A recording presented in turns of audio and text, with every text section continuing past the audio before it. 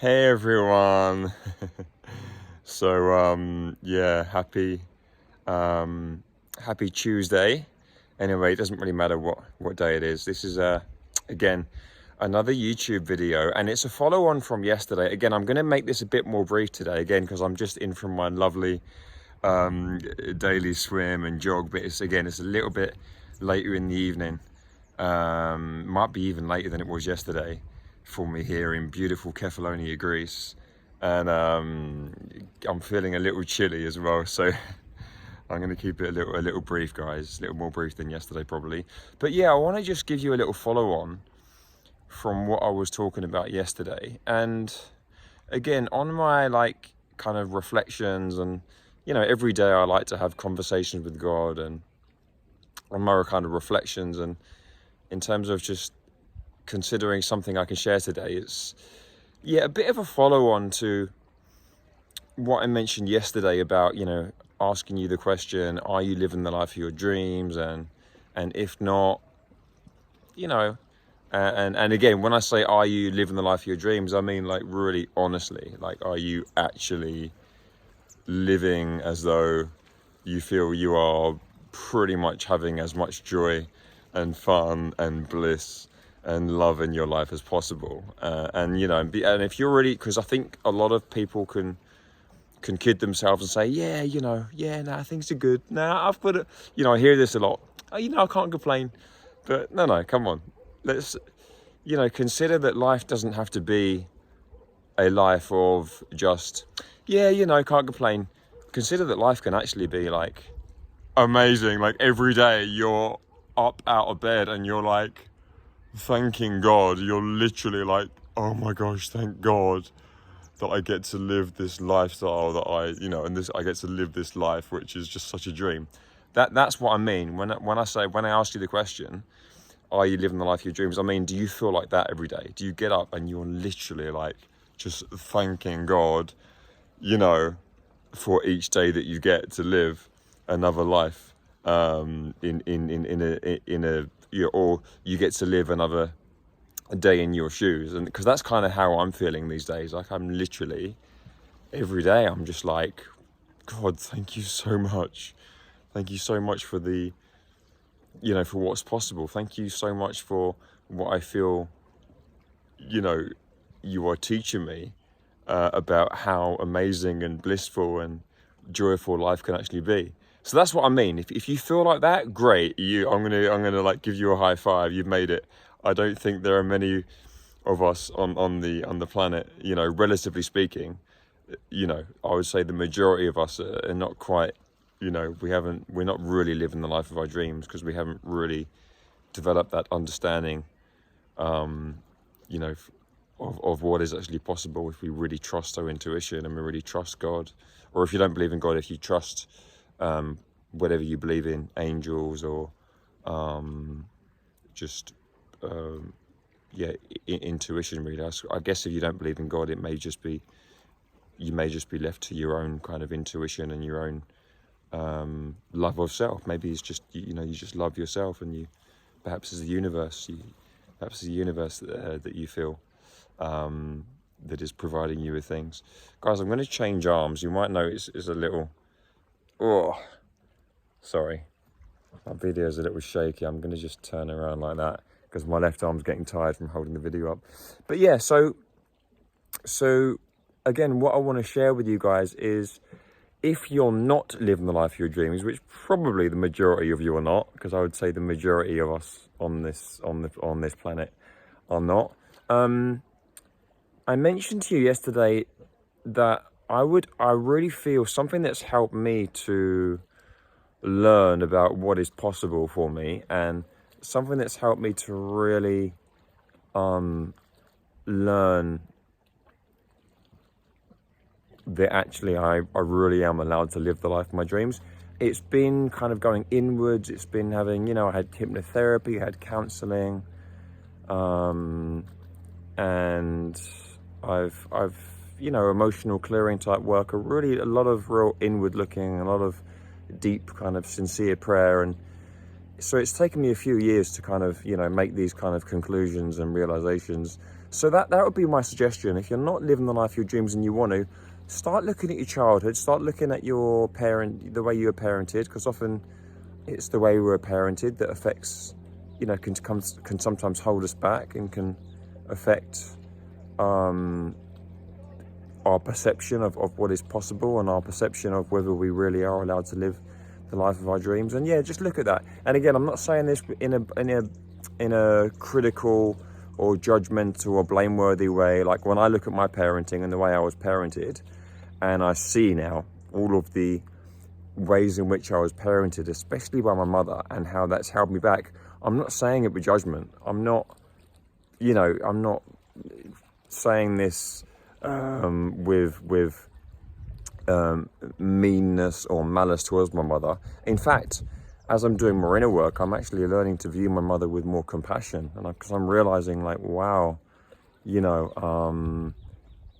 I'm realizing that all of the ways in which she parented me were just ways, in which she was raised, and there is a lot of I realized, from speaking, because I have a great relationship with my mother in that we speak very openly with each other. And, she's told me some of the things about her upbringing.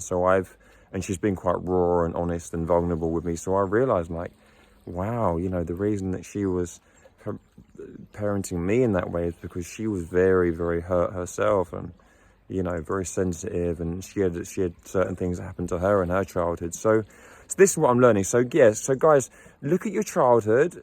If you feel you need some support, I'm here for you. Contact me, or I'd recommend getting some counselling or some therapy. I really do feel that's helpful. And then the other thing is, and again, just another little quick one today. Consider, again, if you're not living the life of your dreams, and if you feel that maybe something's holding you back in life, maybe if you've got some guilt, maybe if you feel like you're not really allowed, or you're not perhaps worthy of living the life of your dreams, having the kind of abundance that you want, the kind of joy that you want, look at religion. That's another thing that I've noticed as well. Parenting is massive. The way you are parented can often affect you, but also, and especially if your parents were quite needy and they kind of put a lot of pressure on you. Perhaps, parents, alcoholics, or if they're in addiction, that's often a sign that they might have been needy and they may not have,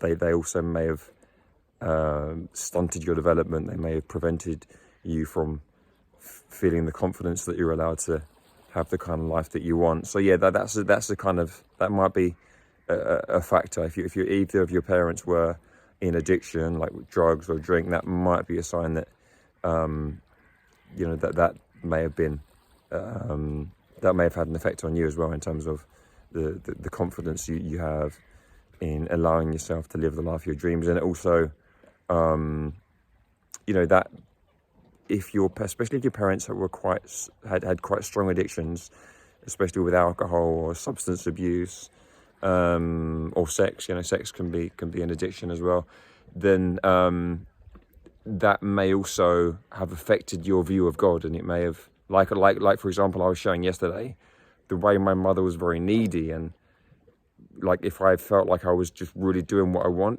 wanted, then I'd feel like I wasn't there for her, and she would often project that onto me as well, unfortunately. She would, tell me if I was being selfish. She would tell me I was being selfish if I was doing what I wanted, and if I wasn't giving enough time for her, she would, judge me and say, that's so selfish of you. So I then projected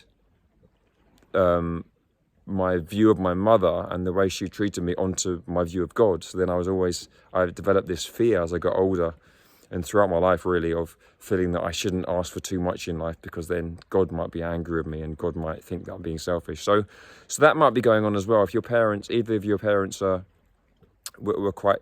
quite strong addictions, you may find that that's affected your view of God. So you may view God as this kind of like addictive parent, or perhaps whatever it is. For me, it was my mother was very needy, and I felt like I needed to do things for her to please her. And so I've had that now. I've had that view of God. So I've always got this view of, praying a lot and, asking for forgiveness, but almost too much, and kind of almost having like an overactive conscience, and always feeling that haven't done enough, and I've, or that I've been naughty or selfish. So yeah, consider the effect of your parents and the way that may have affected your view of God.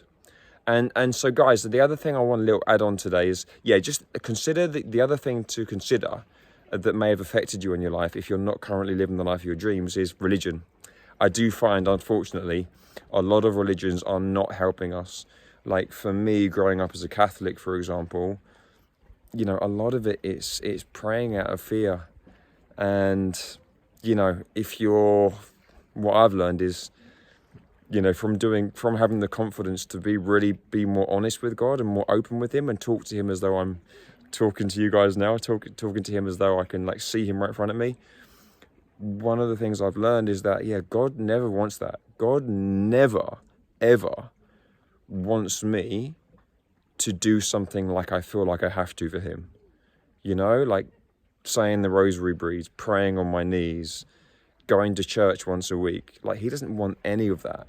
That's been a big lesson for me. And again, it's come from developing a more trusting and authentic and just authentic and really honest relationship with him. I've kind of come, these answers have come from really listening to my heart. I really do feel very strongly that I've heard him telling me in a number of ways now, and it's become quite clear now that he's telling me this.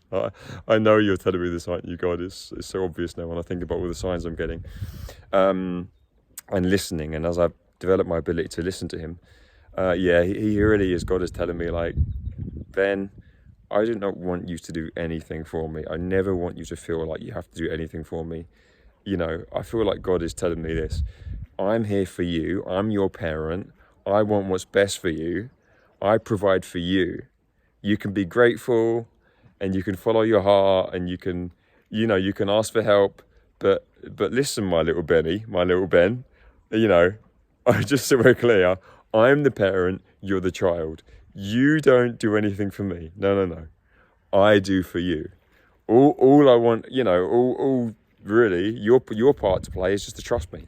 Just to trust me and ask when you need help and be great. And, if you want to be grateful, that's nice, but you do not have to do anything for me whatsoever. And I just want to share that with all you guys. It's a message that it's really helped me in my life, especially recently, to trust that more. And I really want to share that with all of you. Okay, if you ever feel like you have to do anything for God, like you have to go to church, you have to go to the mosque or the synagogue, whatever it is, you have to please others, you have to do more for others, you have to try harder to be a good person. No. What I'm learning is no. God does not want that. God does not want you to feel like you have to do a thing for him. God just wants you to be happy, to do what feels loving. If you're following your heart, and you're being kind to yourself and you're being kind to others, that's it. God likes to see that. So anyway, that's my big learning that I want to share with you all today. It's not always easy to trust that. Sometimes we feel very selfish, and I certainly do. But that feeling of selfishness and self-judgment and being self-critical, what I'm really learning is that's not coming from God. That's coming from my conditioning. So basically, if you have any doubts about whether you're doing the right thing, whether you feel like you're being selfish, I'm going to suggest this to you. This is what I'm learning.